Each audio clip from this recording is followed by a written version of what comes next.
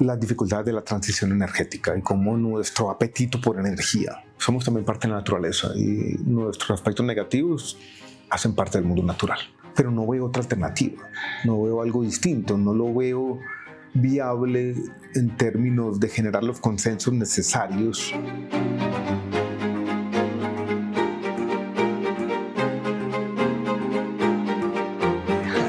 Bueno, Alejandro, muchas gracias por recibirme acá, pues en tu hogar, ¿no? También con tus libros y todo. Estoy muy contento de estar acá.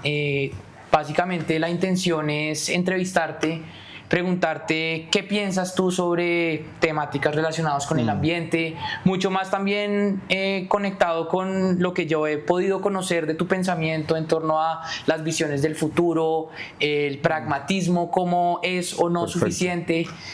Entonces, gracias. Gracias, Daniel, gracias, qué bueno volverlo a ver.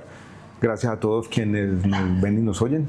Y un abrazo, muy contento de estar aquí. Chévere, De chévere. poder echar carreta sobre un tema difícil, complejo, Sí. con contradicciones y grandes desafíos. Sí, pero bueno, el hecho de tanta contradicción a uno le permite tener estas conversaciones como de carreta bonitas, ¿no? Lo primero que te quería preguntar, Alejandro, es cuando te escribí y te dije estoy interesado en entrevistarte sobre temas ambientales como, digamos, el representante de una ONG ambiental, ¿qué te hace pensar que, digamos, un ambientalista te quiera entrevistar? Me causó sorpresa porque en general yo tengo entrevistas sobre temas o muy económicos o temas asociados a la política social. Yo fui director por menos de un año del Centro de Objetivos de Desarrollo Sostenible y he tenido, Daniel, una aproximación a este tema que es más reflexiva, si se quiere más íntima. He publicado atisbos, Sí. ensayos y algunos relatos, incluso algunos distópicos sobre este tema, muy asociados a lo que uno podría llamar ensayo literario. Entonces, lo primero que pensé, yo soy un intruso de alguna manera en ese tema, pero bueno hablar desprevenidamente. Sí, de hecho, pues he leído tus libros y en general como esta aproximación que mencionas que es un poquito más íntima de tu, digamos, cómo se conecta la crisis ecológica que podemos estar viviendo con la búsqueda de sentido que uno puede tener como humano y eso me parece muy atractiva y también por eso es que pensé que sería una conversación interesante. Al respecto, ya como para entrar un poquito en materia, Alejandro, yo leí tu libro El desdén de los dioses. Un libro escribe Alejandro en donde también plantea múltiples como distopías, digamos, de lo que puede imaginarse que será el futuro también en cuanto a los retos ambientales a los que nos enfrentamos. Y recuerdo de este texto en el que están persiguiendo a aquellos que quieren comer carne. Entonces como que básicamente hay toda están persiguiendo a los que están comiendo carne como la gran policía, no me acuerdo del mundial o de algún estilo, y pues planteas este dilema, ¿no? Como de la libertad cómo puede ser constringida, si eso es posible o no, en torno a lo que requeriría el mundo para vivir ambientalmente sanamente. Entonces me gustaría saber tu opinión y en general sobre ese tema de la libertad y el ambiente. Primero voy a hablar un poquito del cuento, ¿no? Eso. El cuento se llama Se presume la culpa y te cuento como un anticipo. Ese cuento ya lo volvimos un guión, queremos hacer un corto con ese cuento. Vea, Sí, pues. se va a volver un guión como de 10, el guión ya está listo y va a ser un corto como de 10, 15 minutos. Es un cuento que ocurre en una Bogotá del futuro, ya tiene metro. Upa. Sí, y el guión empieza, no tanto el cuento, con una noticia en el Congreso, ¿no? Y acaban de aprobar una ley que prohíbe el consumo de carne. ¿Sí? Probablemente porque ya tenemos carne cultivada y ya tenemos una fuente de proteína ambientalmente mucho más sólida, probablemente en términos de nutrición mejor que la carne. Y unos amigos, entre ellos un ambientalista, se convierten. Y había un antropólogo también en la conversación. Y ponen un restaurante clandestino. Yo me lo imagino como en la vía Villavicencio. Y el restaurante clandestino lo hacen como una caricatura, ¿no? Tienen sombreros. Y tienen esa cultura que se está perdiendo, porque si se prohíbe el consumo de carne, hay una cultura, hay unas canciones, hay una visión del mundo, hay un amor por ciertas formas de la naturaleza que se está perdiendo. Y un día la policía allana ese restaurante clandestino. Y ese es el cuento. No voy a hacer un spoiler. Y en el fondo es una especie de ensayo ficcionalizado que trata de este tema, de hasta cuándo, hasta dónde y cómo podemos restringir las libertades individuales por los temas ambientales. Y en el fondo es una crítica a cierto ambientalismo que puede traspasar una frontera, la frontera del humano, y que quizás olvida muy fácilmente que hay temas complejos. Y voy a hacer, Daniel, una vuelta atrás. Cuando yo era director del Centro de Objetivos de Desarrollo Sostenible, tuvimos una conferencia sobre alimentación y ecología. Llegó una persona e hizo una presentación basada en un reporte que habían presentado en la FAO.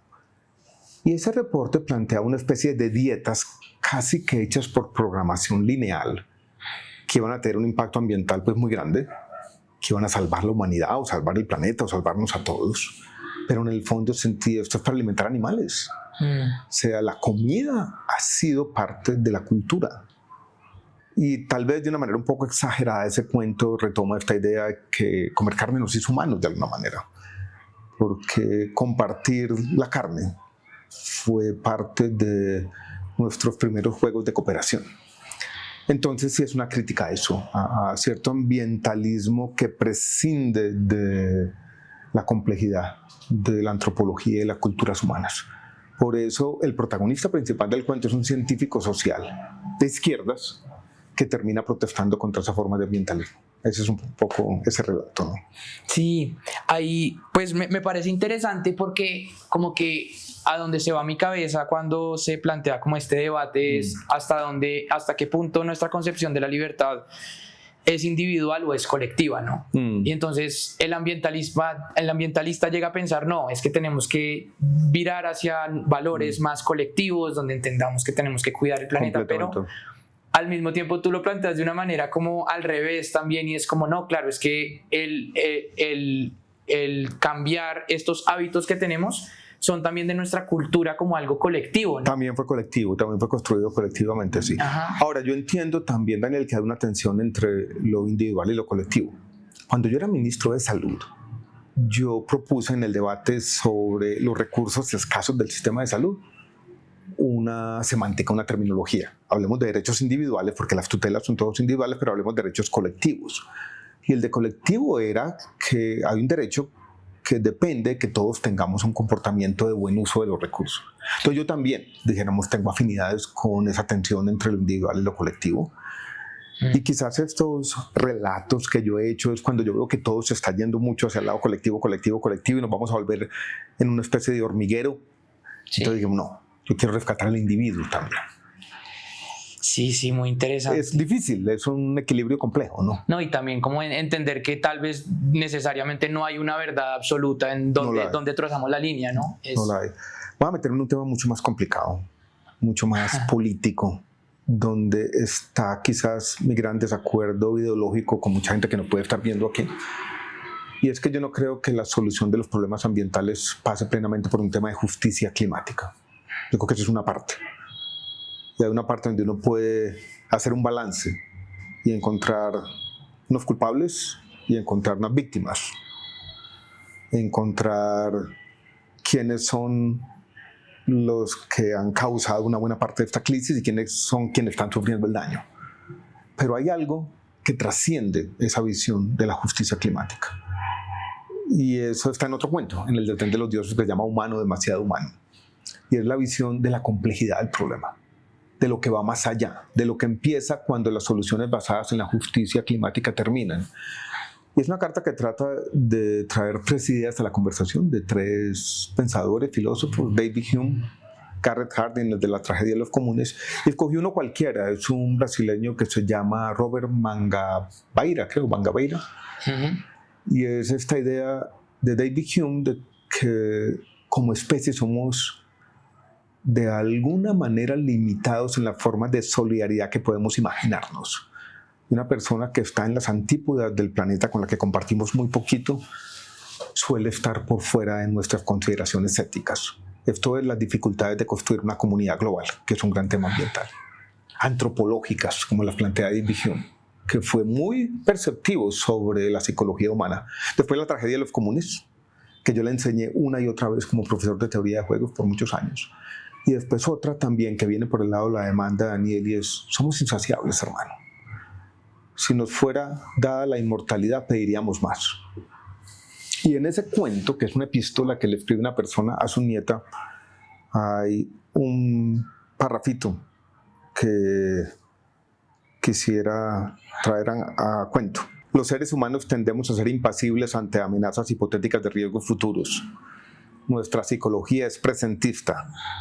Nos unimos ante una amenaza súbita, la guerra, por ejemplo, no ante una tragedia inexorable que ocurre en cámara lenta como la crisis climática. A veces pienso, Daniel, es como cuando uno está en un avión y se para la azafata y comienza a decirnos que una cosa muy grave puede pasar y nos da unas instrucciones. Sí, ¿Te le presta atención? Sí, no. Pero, ¿sabes a mí también en general como toda esta visión de complejidad como antropológica, a mí también algo que yo vivencio totalmente es que muchas veces es muy paralizante, ¿no? Entonces, ¿qué hacemos? Puede ser paralizante, pero yo creo que ahí nos juntamos los dos y es la necesidad de un cambio cultural.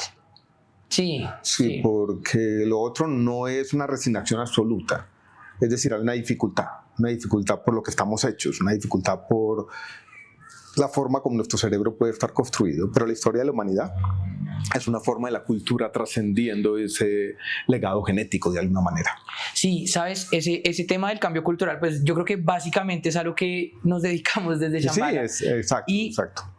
Como que tengo curiosidad de entender tú cómo es que entiendes eso en el sentido de muchos diversos cosmovisiones, ideologías como interactuando entre sí y nunca realmente uno llegando a cambios que sean realmente hegemónicos, digamos, si estamos pensando en cambios culturales como mucho más avanzados. Digamos, el mundo de la regeneración en general siento yo que está creciendo y está apuntando hacia ver cómo podemos mimicar el mundo de la naturaleza con ciertas sabidurías espirituales, pero al mismo tiempo cada vez más está más fuerte el negacionismo climático, cada vez más está más fuerte esta idea como supremacista de entender el mundo que nos da el sistema productivo en el que vivimos, digamos. Entonces yo siento que esta transformación cultural muchas veces tiene que suceder es en las periferias para que después pueda volverse más central, o tal vez esa pretensión que pueda llegar a tener a volverse algo central es una pretensión que no debería ser. El cambio cultural tal vez es más como solo para ciertas personas, entonces me interesa saber tú cómo ves esa, no sé si me hago entender, pero esa muy dialéctica, digamos. Me gusta mucho eso que dices, que puede empezar en los márgenes de la sociedad. Los cambios culturales generalmente tienen una dinámica que no es lineal, Daniel. Empiezan cambios, se van creciendo, pero alcanzan una masa crítica, lo que llaman un tipping point. Y de ahí se comienzan a multiplicar y vienen los fenómenos un poco más interesantes de contagio social que pueden pasar también. Yo me lo imagino, Daniel, pasando de una manera que es desigual, no es uniforme en el planeta, ¿no? Primero algunas comunidades, esa comunidad da algún ejemplo, ese ejemplo se trasplanta o se extrapola a otras partes. Pero yo quiero pensar que es posible, ¿no? Pero sí que sea algo hegemónico, más o menos, eventualmente, sí. Lo que pasa es que ante la gravedad del problema, si no es hegemónico, no va a ser suficiente. Entonces quiero pensar que puede llegarlo a ser, pero nadie conoce eso. Y sí me ha parecido y tengo la misma preocupación que tú tienes, que sobre todo después de la pandemia, después del 2022, este negacionismo de la crisis climática ha aumentado. Sí. Y el discurso de Donald Trump en Naciones Unidas, ciertas tendencias un poco libertarias extrañas, pues Milei también está en lo mismo, ¿no? Y eso es anticiencia, es irracional, va en contravía de lo que uno podría llamar la idea de la ilustración, pero tampoco me gusta lo que pasa del otro lado, ¿no? Que quieren un cambio maximalista que lo hace imposible. Yo no sé si tú conoces este ejemplo de Wade Davis. Wade Davis lo conozco, sí, claro. Wade Davis hace una buena analogía, metáfora o símil. Él dice, pongámonos otro problema de la sociedad muy complejo. Queremos reducir a cero los accidentes de tránsito. Lo ideal sería poner un límite de velocidad de 10 kilómetros, 5 kilómetros. ¿Es eso posible? No. pero si lo ponemos de 25, 30, quizás sea más aceptable. Y alrededor de esa meta más aceptable podemos construir una norma social que comience a ganar adeptos, y ese cambio social va a ser más rápido. Esto es que el maximalismo impide que lo que queremos, o sea, el cambio cultural hegemónico, ocurra. Entonces tenemos enemigos de lado y lado, en mi opinión. Suena muy tibio, muy centrista esta vaina. Suena muy como sí, centrista. Pero no es centrista porque sí, no estoy buscando una equidistancia. Yo creo que estoy tratando de razonar como mi maestro Thomas Schelling, que escribió este libro Micromotivos y Macrocomportamiento. Tal vez uno de los mejores libros de economía que yo he leído. Su mente muy pensando en cómo se dan estos fenómenos de contagio social y cómo se da el cambio cultural de verdad. No se da con ese maximalismo, ni se da con esta idea de... Esto es solo un tema de justicia, es un tema que concierne 2 o 3 países y unos cuantos mega ricos. No, esto es un problema mucho más complejo. Sí. Bueno, hablando de esto de las grandes preguntas ambientales maximalistas por parte de muchos, como dentro de una ecología más radical, te mostré antes de esta entrevista este estudio que salió hace como una semana de The Production Gap Report que hablaba. Entonces, sí. Ahí para quienes nos escuchan, básicamente es este reporte que sacaron unos 3 think tanks europeos, creo, donde mostraron las pretensiones de todos los países hacia la nueva exploración de combustibles fósiles, qué tanto hacen sentido de acuerdo a las metas de mitigación del cambio climático y de gases de efecto invernadero del Acuerdo de París. Y muestra básicamente que estamos totalmente desfasados. Básicamente hay un 120% de exceso de emisión si es que todos esos combustibles llegan a ser quemados. Y bueno, pues no es de mi interés de ninguna manera, Alejandro, que esta conversación gire en torno a la política colombiana ni nada de eso, pero sí me interesa saber cuál es tu posición en torno a, pues sí, como esta realidad de que estamos produciendo mucho más de lo que se supone que deberíamos llegar a necesitar, sí. No solo a nivel tal vez como antropológico de qué puede llegar a suceder con la crisis climática, sino también estos movimientos de oferta y demanda donde pueden dejar a Colombia parado ante un escenario de posible sobreoferta. Le voy a recomendar un libro primero, ¿no? Muy inquietante. Se llama Más y Más y Más, More and More and More, de un tipo que se llama Jean-Baptiste Fressos. Ajá. Y muestra las dificultades de la transición energética y cómo nuestro apetito por energía, que ha crecido sobre todo en los últimos 200 años, no está basado en la transición que nos imaginamos. Entonces, que primero vamos a dejar el carbón y el carbón va a ir al gas y después vienen... Sí, muestra cómo siempre ha sido más y más. O sea, que una forma de energía no desaparece, sino que alimenta a otra, y la nueva que viene, de alguna manera, se alimenta de la que ya está, y la que ya está no se va, sino sigue ahí. O sea, es un libro que, desde el punto de vista de la oferta, nos muestra que quizás todos hemos subestimado la complejidad de la transición. Primero, estamos ante un problema muy complejo. Si aceptamos eso, no con una especie de resignación melancólica, no como fracasomanía, yo creo que tenemos que tomarnos en serio, Daniel, la adaptación. O sea, así dejáramos de emitir carbono mañana, la meta de 1.5 ya no la vamos a cumplir. O sea, que los temas de adaptación tienen que acompañar los temas de restricción de oferta. Y tiene que haber una ciencia también que muestre las dificultades de esa transición. Que probablemente va a tomar más tiempo de lo que hemos pensado. Así desapareciera el negacionismo en la crisis climática y así mañana existiera la voluntad de todo el mundo. Estamos ante una encrucijada.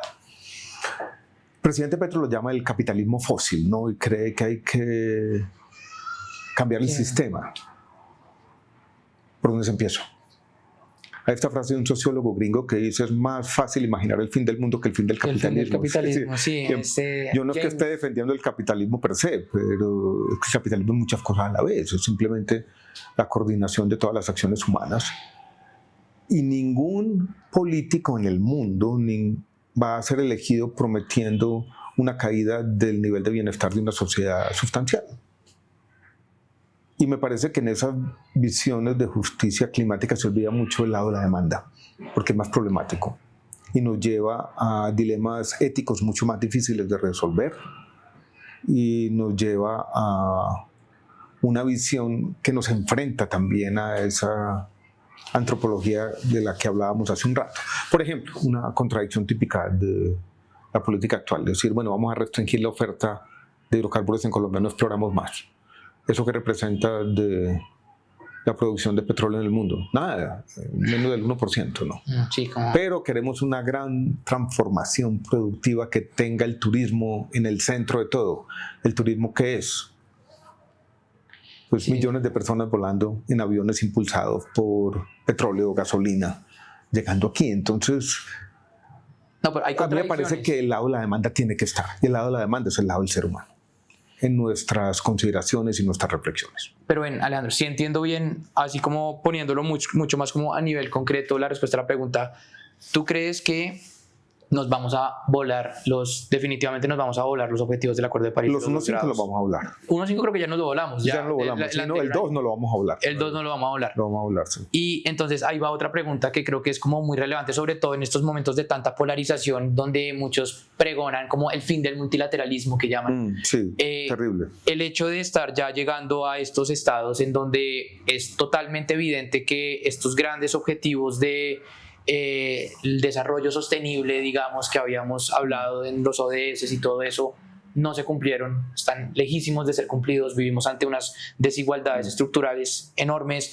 la crisis climática pareciera ser que va a llevar a estados de humanidad muy difíciles de comprender. Entonces, mi pregunta es, ante tanta incertidumbre, ¿cómo se podría plantear una visión como reformista como la que tú tienes? Que de alguna manera siento yo que detrás del reformismo también está un poquito como apuntar hacia las certidumbres, ¿no? Creo yo. Sí, apuntar hacia la certidumbre, yo llamo posibilismo, donde tenemos más evidencia, empezar ahí. Entonces, y pensar que puede haber procesos hacia el futuro que son sinérgicos, o sea, que esas pequeñas historias pueden extrapolarse y volverse más grandes. Yo también soy contradictorio en esto. Entiendo que el incrementalismo, el gradualismo, que ha sido mi forma de aproximarme al cambio social, quizás no sea lo que hay que hacer en este caso, pero no veo otra alternativa, no veo algo distinto, no lo veo viable en términos de generar los consensos necesarios para hacerlo. Entonces, es una gran pregunta para la que Daniel, ni tú ni yo tenemos una respuesta en este momento. Sí, igual creo que... Sí, aquí hay como esa cosa que llaman el pesimismo de la razón y el optimismo de la voluntad. O sea, no podemos en todo caso perder como cierto optimismo, ¿no? Yo te comentaba antes que mi aproximación aquí también ha tenido como un lado que es la literatura, ¿no? Yo leí esta novela de Kim Stanley Robinson que se llama El Ministerio para el Futuro, que describe un conjunto de medidas que comienzan a armarse como un rompecabezas y es también una forma de salir del problema por el lado de la oferta, por el lado de la demanda. Hay cambios aquí y allá. No tenemos todavía una respuesta clara. Hay otro tema donde un gran debate ideológico. Te voy a contar una anécdota. La última reunión que yo tuve con el presidente Gustavo Petro fue en un avión. Bueno, la penúltima, viniendo de Quito. Y fue la primera vez que él habló como desprevenidamente, parchado, podríamos decir, ¿no? Y yo estaba del otro lado, estaba leyendo un libro y él me pregunta, ¿por qué está tan callado? Yo le dije, no, estoy leyendo aquí una cosa. Y la conversación comienza a armarse por allá por otro grupito de ministros y él me pregunta a mí, ¿usted cree que el capitalismo es la solución para los problemas ambientales? Y lo único que puedo yo decir, sí, es parte del problema, pero también tiene que ser parte de la solución. O sea, la innovación presente en el proceso de capitalismo no puede dejarse de lado. Yo creo que cosas que hoy en día en el mundo ambiental son odiadas como ciertas formas de geoingeniería y algo así, tienen que estar presentes en la solución de este problema. Sobre todas las palabras que acabas de decir, miles de debates no, al respecto, yo sé, estamos tocando un universo de temas. Pero no está de acuerdo con la geoingeniería? Sí, y eso me lleva como hacia una pregunta en torno a lo que hemos venido hablando. O sea, claro, la geoingeniería Sí, depende de cómo definimos de geoingeniería, pero yo estoy hablando acá sobre todo como de estos como gases que pueden llegar a surgir para enfriar la Tierra como de manera artificial. Hay distintas definiciones de geoingeniería, pero... Sí, hay muchas, ¿no? Hay muchas medidas, ¿no? Ajá, pero específicamente desde esta, que es como la que más se habla dentro y la que es más resistida dentro de círculos ambientales, hay como que una gran pregunta y es entonces, si eso sucede, por ejemplo, se pensaría que habría como ciertos lugares del planeta que serían como más calentados inclusive que otros. Entonces hay una pregunta sobre desigualdad, sobre lo global. ¿Cómo se pueden llegar a consensos planetarios cuando en general la crisis climática, a pesar de tener todas esas desigualdades, es un problema planetario? Entonces, también conectado con esto que dices del Ministerio de los Futuros, ¿qué tipo de consensos planetarios dentro de esta mirada reformista sí crees que serían posibles en torno a estos temas de crisis climática? Hoy en día, con la geopolítica que tenemos, parece que nada, ¿no? Que ninguno es posible. No, pero yo creo que los que están siendo más posibles y que vienen muy de la mano de cambios tecnológicos muy grandes que han ocurrido en el mundo es una transición energética. Yo creo que en eso el mundo ha avanzado rápidamente, ¿no? Pues vehículos eléctricos y hacer una transición y tener un mundo más o menos interconectado y que las regiones del mundo que sean capaces de avanzar más rápidamente en la producción de energías limpias sean regiones que de alguna manera lideren también una transformación productiva. Yo creo que ahí se puede alcanzar un acuerdo, ¿no? Pero no tanto como desde consensos globales, sino más permitir que las fuerzas de mercado continúen, digamos. Porque es un poquito, o sea, la transición energética que hemos visto ha sido muy como de las fuerzas del mercado. Muy de la fuerza del mercado, muy liderada por cierta fuerza del mercado. ¿Lo ves más por ahí? No, esa la veo, pero la fuerza del mercado pueden abrirle un espacio más cultural, si se quiere. Volvamos, Daniel, a Laudato Si, ¿no?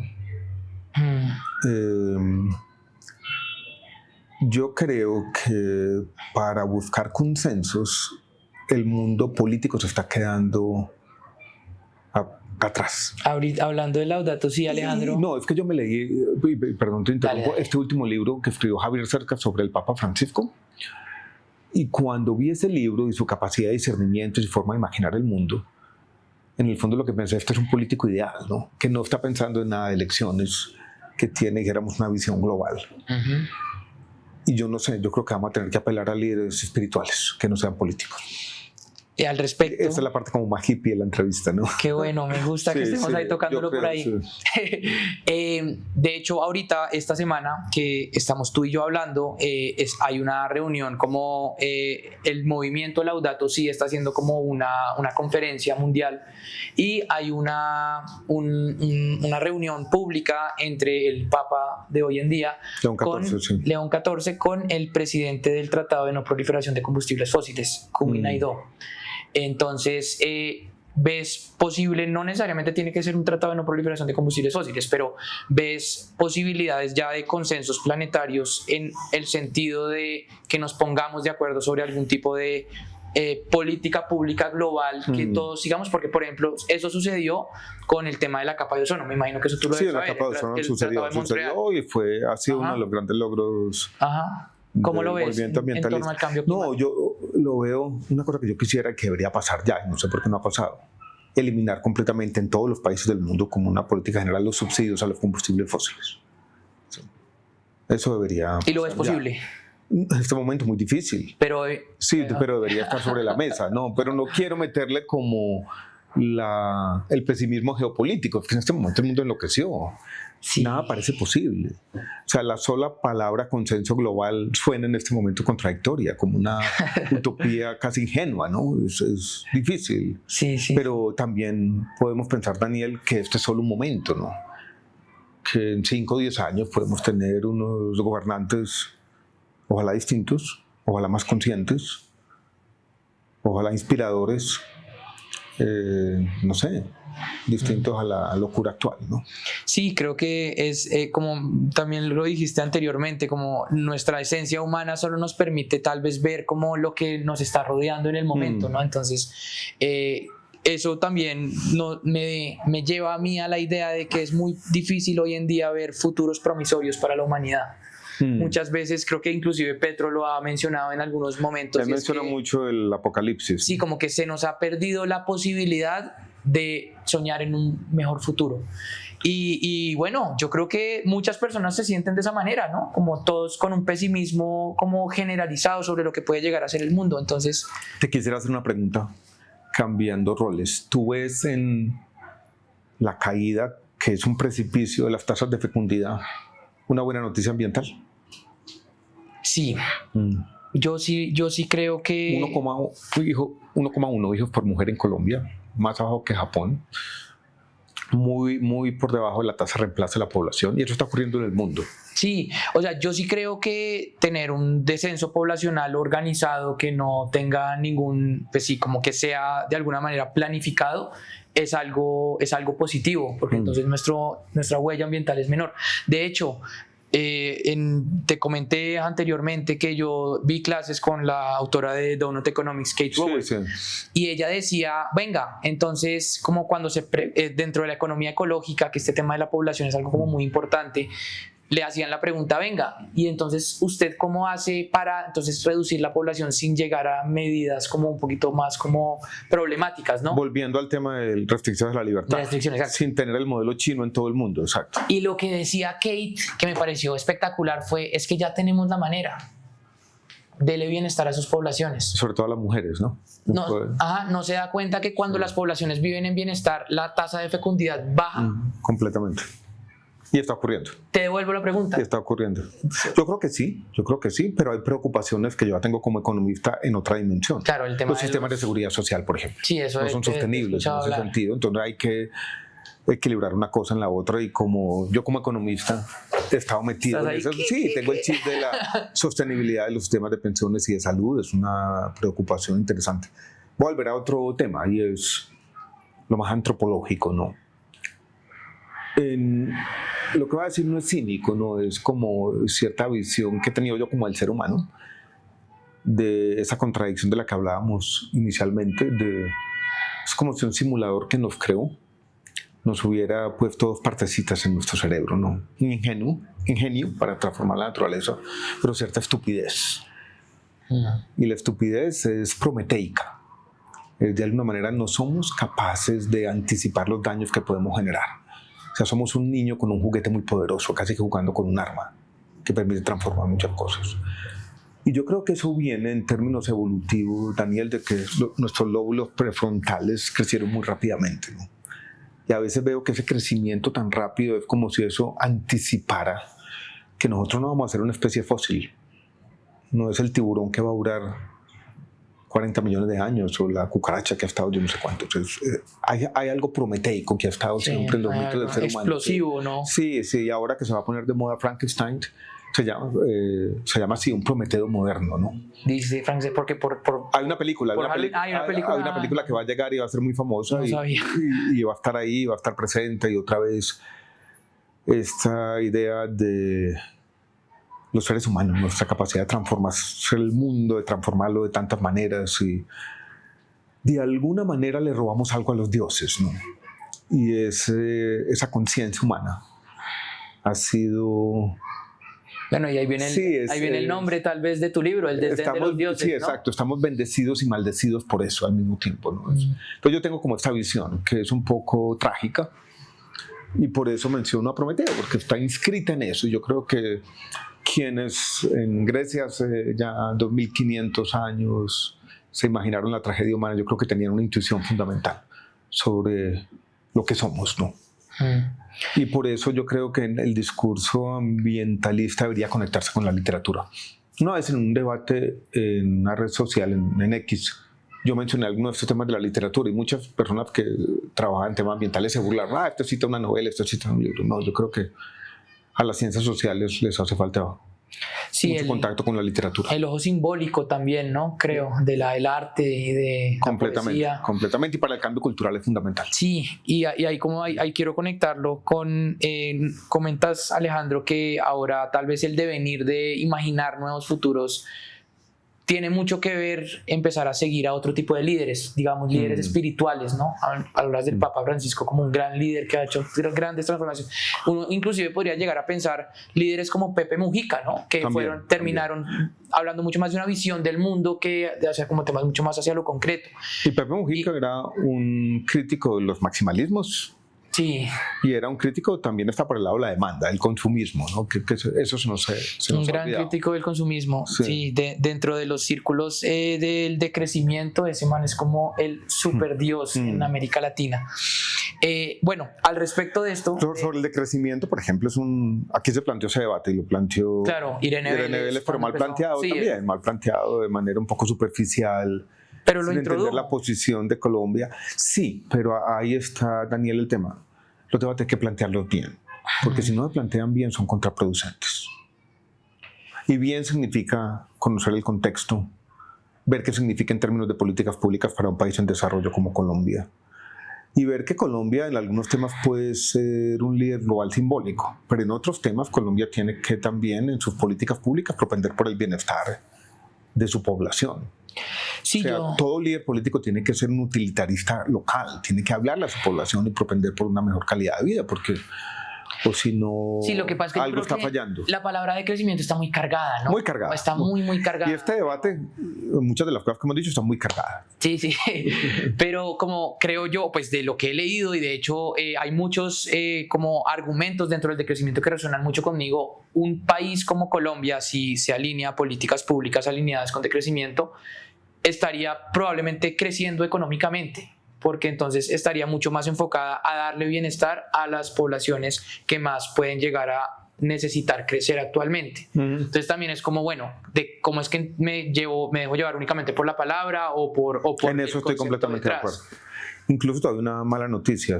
Yo acabo de hacer un análisis sobre el crecimiento regional de Colombia del año 2000 al 2025 y las regiones que menos crecieron eran las más pobres al inicio del periodo. Entonces no tenemos ese equilibrio. Sí, bueno. Las regiones que están creciendo más no son las más pobres. Sí, no, yo he trabajado mucho en el Baupés, en lo de Saving de Amazon, y eso es llevan muchísimos años muy iguales. Pero bueno, volviendo a este tema de los líderes espirituales. Ahora, dentro de todo este movimiento espiritual que puede llamarse de nueva era, ¿no? Como este resurgimiento del mundo espiritual, está sucediendo definitivamente el wellness, el bienestar y todo este tipo de cosas. Algo que también ha tomado mucha como popularidad, digamos, ha sido el uso de psicodélicos. Digamos, ahora uno escucha todo el tiempo que hay personas que hacen sus terapias de hongos, que utilizan psilocibina en su día a día, bueno, de todo. Y también leí el libro Otro fin del mundo es posible. Otro fin del mundo, que navegaste las ideas de Huxley, me pareció súper interesante. Quisiera saber cuál es tu posición sobre el rol que pueden tener los psicodélicos en este cambio cultural, desenvolvimiento de la conciencia humana. También conectándolo con lo espiritual, ¿no? Porque creo que ahí es donde está la conexión. Creo que fue en una reunión de un aniversario de tipo Albert Hoffman, el que sí, claro, el de la por casualidad LSD, todos se reunieron y en medio de la reunión alguien hizo un chiste, medio en broma, medio en serio, como siempre dijo: si logramos colarnos a un Consejo de Ministros o de Naciones Unidas y le damos LSD a Kissinger y a todos, vamos a salvar el mundo, ¿no? Había esta idea. Eso es un chiste, ¿no? Pero en la isla... Pero imaginémonoslo. En la isla, que es esta novela utópica de Aldous Huxley, que él escribió en el año 1962, se publica en el 63. En esa toma de conciencia colectiva, en esa transformación que empieza desde las escuelas, los psicodélicos juegan un papel. En lo que llamaba la educación para la receptividad, que es una educación ambiental que transcurre de manera paralela o complementaria a la educación en las ideas, ¿no? En los filósofos, en las ciencias humanas y en las ciencias naturales. Él veía que jugaba un papel y murió creyendo eso, con cierto orientalismo, porque su visión estaba muy influenciada por sus lecturas de su última década. Me parece que hay en esto, yo he cambiado un poquito de opinión, Daniel, hoy soy menos optimista de esa idea. Me parece que en lo que tú mencionabas de wellness y este uso de psilocibina y eso, el capitalismo se lo tomó. Está sobrecomercializado ese mundo y no está ocurriendo lo que debería ocurrir, que esto hiciera parte de un contexto social distinto, ¿no? De una comunión. De una comunión que nos enseñara algo, de un deseo de transformación que no es individual solamente, que es colectivo.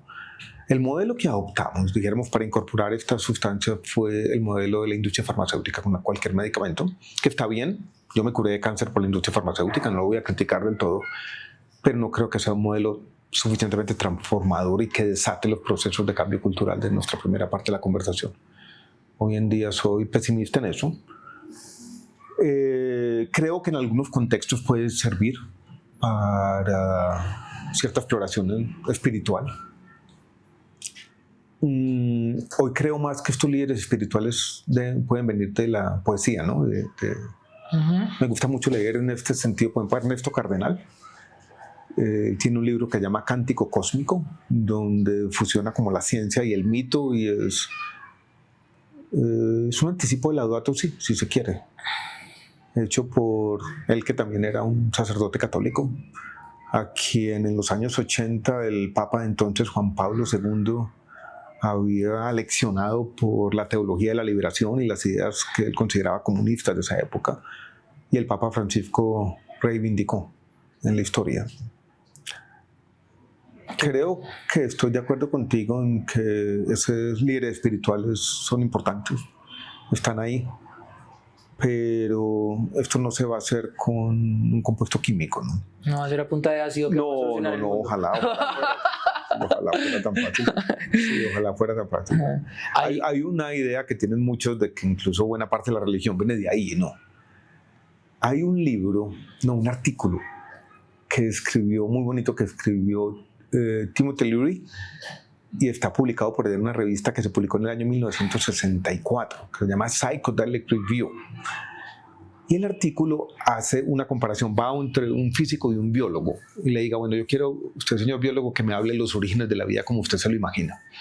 Y después le hace la misma pregunta a una persona que está en un viaje, y son parecidas, como si esto fuera nuestro cerebro y revelara unas intuiciones básicas que la ciencia está afinando. Sí. Y eso me parece bonito espiritualmente. Entonces yo creo que hay ideas como esas que muestran que hay un potencial en esta sustancia, pero no creo que la salvación del mundo esté allí.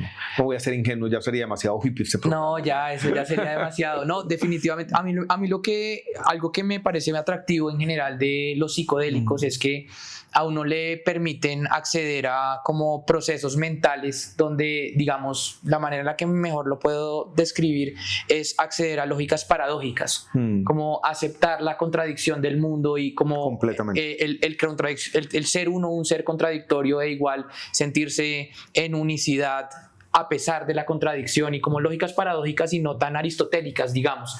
Y eso ya no tanto desde la perspectiva de los psicodélicos, Alejandro, pero sí más bien como desde estas perspectivas más de epistemologías paradójicas, como sucede en el budismo, en el hinduismo, cómo necesariamente tienen que chocar con las lógicas como de la ilustración tan aristotélicas que tenemos. Sí, o newtoniana, en su momento. ¿Cómo ves esa integración o cómo crees que puede llegar a suceder? Sí, yo no soy un experto en eso, en este tema. He leído algunos libros que muestran esa contradicción y que me parece muy interesante.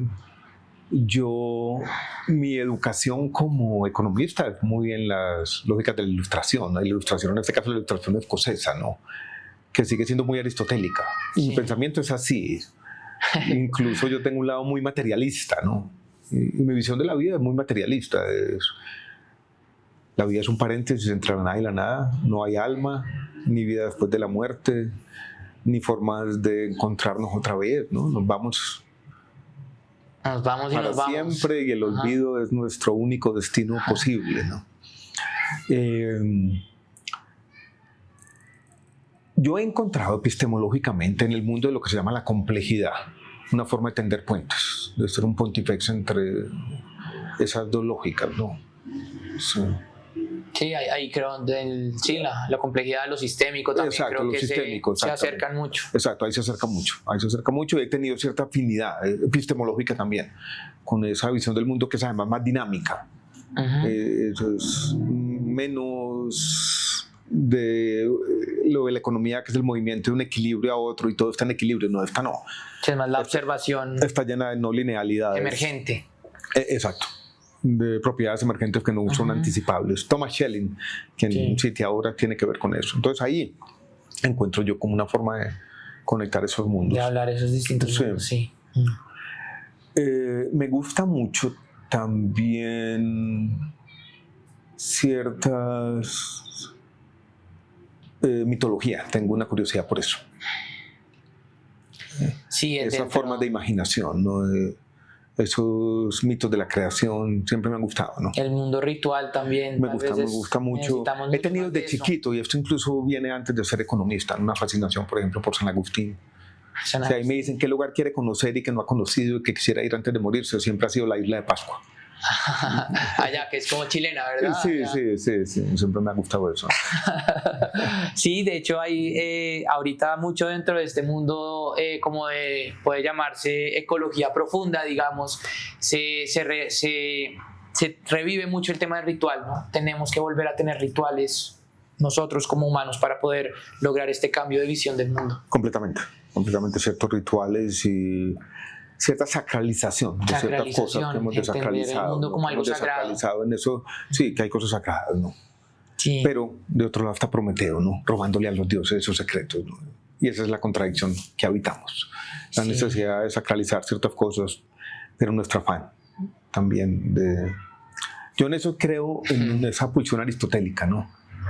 Nuestra curiosidad no tiene límites, Daniel, para bien y para mal. Sí, pues también nosotros somos sagrados, ¿no? Nosotros como humanos somos una expresión de la vida de la tierra. Y completamente. ¿Cómo no vamos a ser sagrados en ese sentido? El universo pensándose a sí mismo, que es la frase de Carl Sagan, ¿no? Ernesto Cardenal, a quien mencioné, tiene una frase muy bonita. Y dice, ¿sabe qué? La Tierra sí está ubicada en el centro del universo. Porque el centro del universo está allí donde es pensado. Yo te conté antes de empezar que leí un libro de un filósofo estadounidense que se llama Todd May, con doble D, que se llama ¿Por qué deberíamos extinguirnos? Sí. Y hace un cálculo como utilitario, todo el sufrimiento humano, sufrimiento animal que estamos causando sobre todo, y humano también, sobre todo el que tiene que ver con estas granjas industriales donde criamos los animales de la peor forma posible, ¿no? Pero cuando surge, bueno, ¿y qué perdería la Tierra? Yo creo que perdería mucho, ¿no?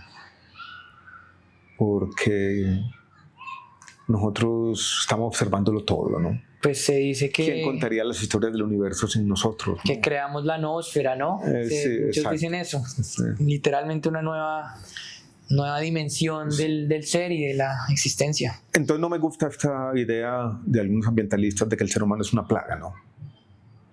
Somos también parte de la naturaleza y nuestros aspectos negativos hacen parte del mundo natural. Sí, pues... Y la naturaleza puede tener elementos autodestructivos, los tiene cósmicamente. Y nosotros quizás somos una parte de eso, una partecita de eso, porque no solamente eso define al ser humano.